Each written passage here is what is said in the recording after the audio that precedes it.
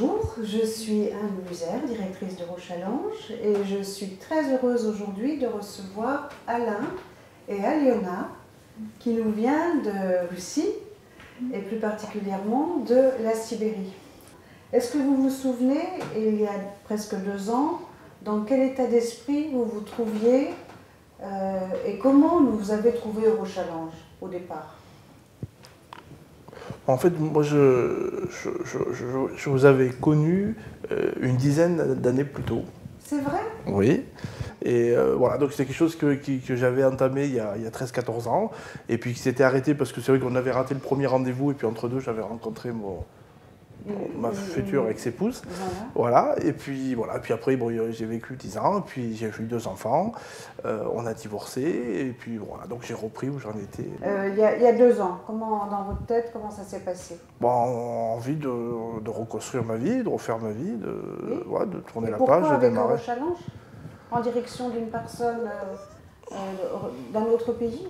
Pourquoi? Peut-être que j'avais été un peu déçu par mon ex-femme. Qui elle était française, oui. Française, oui. Oui, ça fait Donc, partie. et pourquoi vous pensiez ne pas être déçu par une personne d'un autre pays? Oui, envie de rencontrer d'autres personnes, d'autres mentalités. C'est vrai qu'on est dans un monde aujourd'hui où les gens veulent tout. Ils veulent quelqu'un de joli, de gentil, de riche, de beau. Voilà, donc c'est vrai qu'il y a une exigence, je dirais, qui est très importante, je trouve. Voilà, donc j'avais envie d'essayer. Vous avez l'air de dire que les femmes françaises sont beaucoup trop exigeantes par rapport à ce qu'elles apportent, c'est ça?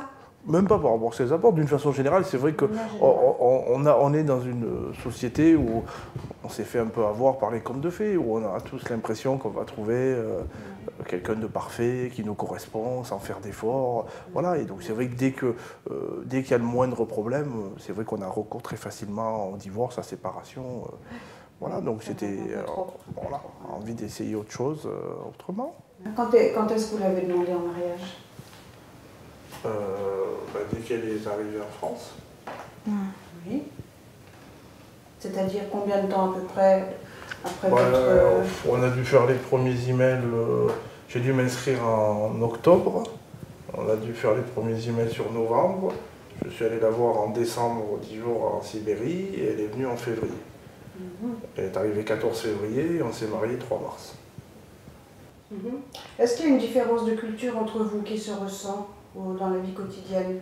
Oui. Oui. Et ça se traduit comment? Déjà, quand elle est arrivée, moi je parle français et anglais, et elle ne parlait que russe. Aïe, aïe, aïe. Donc déjà, il a fallu déjà commencer. Elle n'a pas donné des cours de français là-bas? Un petit peu. Si. Mais comme parce qu'elle a la consigne de donner des cours de français. Ouais, mais c'est allé trop vite. En fait, le problème, c'est qu'entre le moment où je suis venu en décembre et le moment où elle est partie en février, elle a pris des cours, mais pas énormément. Il n'y a pas eu le temps énormément de prendre des cours. Parce que je donnais son enquête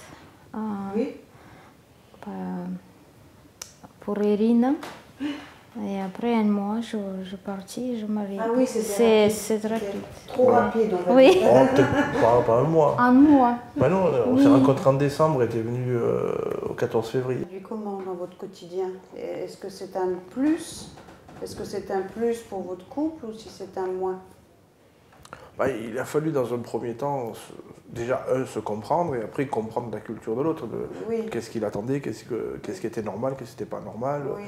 Voilà, donc après, oui, c'est toujours intéressant de voir d'autres façons de faire.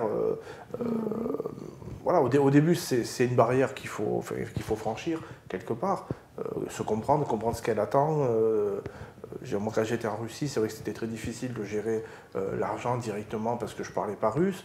C'est vrai que moi, j'avais tendance à vouloir qu'elle le gère elle. Et pour elle, c'est vrai que culturellement parlant, c'est pas la femme à gérer l'argent. Vous voyez, donc c'est tous des trucs, au départ, voilà, c'est pas la même culture. C'est des manières d'être qui sont pas forcément pour moi, ça pareilles. paraissait plus logique que je lui donne de l'argent et puis qu'elle paye le taxi. Pour elle, c'était pas normal que ça soit elle qui tienne mon argent dans les mains, quoi.